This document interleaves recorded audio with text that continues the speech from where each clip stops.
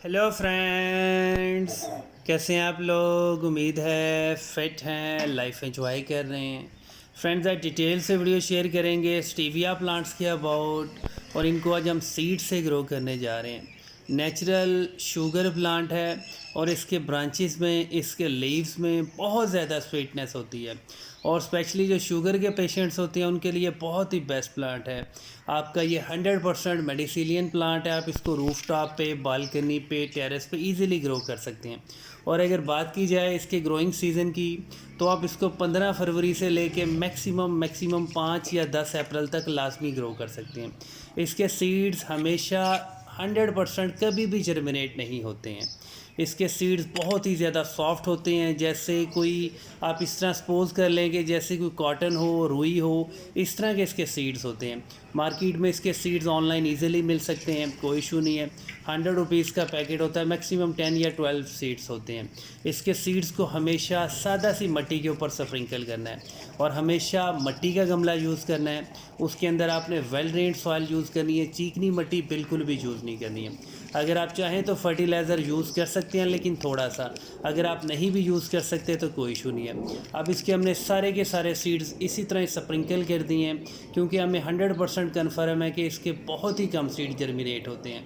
अगर आपके पास इसके 20 सीड्स हैं तो मैक्सिमम 8 या 4 सीड जर्मिनेट होते हैं। अब इसको हमने एक बार स्प्रिंकल कर दिया है। अब यहाँ पे अगर चाहें तो आप कोकोपीट से इसके सीड्स को कवर कर सकते हैं, लेकिन कोकोपीट्स के मसले भी बहुत सारे होते हैं। अगर आप थोड़ा सा भी ज़्यादा पानी दे दें या बारिश हो जाए तो इसको फंगस लग जाता है। सबसे बेस्ट यही होता है, और सबसे सस्ता टोटका ये है कि हाथ से आप मिट्टी को मैश करें, बिल्कुल पाउडर सी मिट्टी बना लें।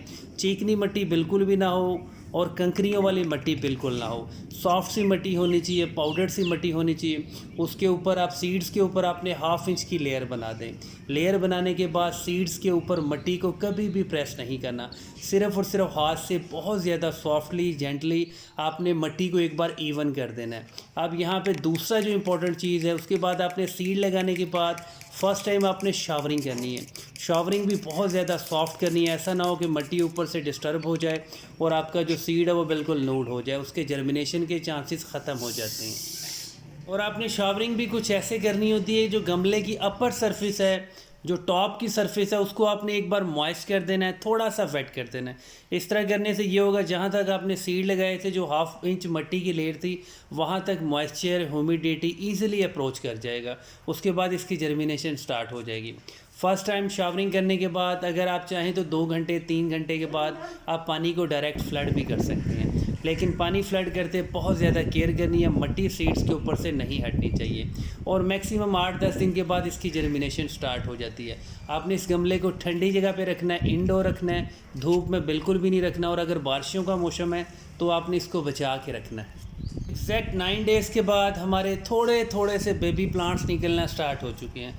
मतलब हमें 100% पहले ही कंफर्म था कि हमारे 10 या मैक्सिमम 12 जो सीड्स हैं वो जर्मिनेट होंगे, और यही हमें रिज़ल्ट्स मिला था। जब तक इसके सीड जर्मिनेट हो रहे हैं, आपने गमले की मिट्टी को मॉइस्ट रखना है। अगर गमले की मिट्टी ज़रा सी भी ड्राई हुई, मिट्टी बहुत ज़्यादा हार्ड हो जाएगी, आपके जो जर्मिनेट हुए बेबी प्लांट्स हैं वो भी बहुत जल्दी ड्राई डेड हो जाएंगे। इसलिए आपने इसकी बहुत ज़्यादा केयर करनी है। और मैक्सिमम 15 डेज़ तक आपके सारे सीड जर्मिनेट हो जाते हैं। अगर फिर भी आपको फ़ील हो रहा है कि सीड जर्मिनेट नहीं हो रहे, तो फिर आप इनका वेट ना करें। अगर नए सीड्स अवेलेबल हैं तो लगा सकते हैं, लेकिन कोशिश करें इनको बिल्कुल सॉफ्ट से सॉफ्ट मिट्टी में आप ग्रो करें। अगर आपने चीकनी मिट्टी यूज़ की, बहुत ज़्यादा पीट मॉस, बहुत ज़्यादा कोकोपीट यूज़ की, फिर भी चांसेस होते हैं कि आपके सीड जर्मिनेट नहीं होंगे।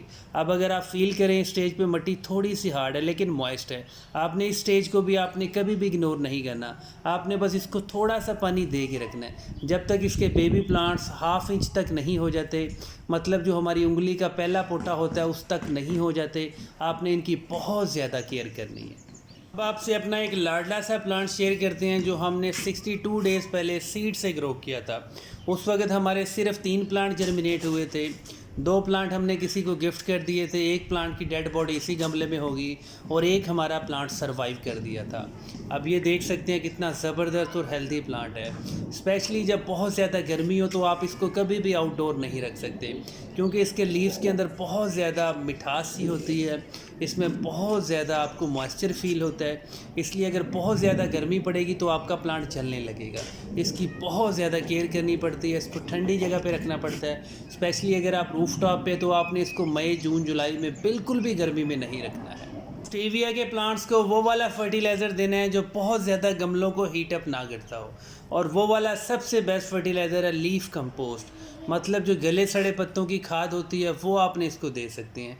इसको यूरिया, इसको डीएपी बिल्कुल ना दें, इसको गली सड़ी गोबर की खाद भी बिल्कुल ना दें। बहुत जल्दी ये हीट को अब्जॉर्ब करता है और बहुत जल्दी इसकी रूट्स, इसके लीव्स चलने लगती हैं।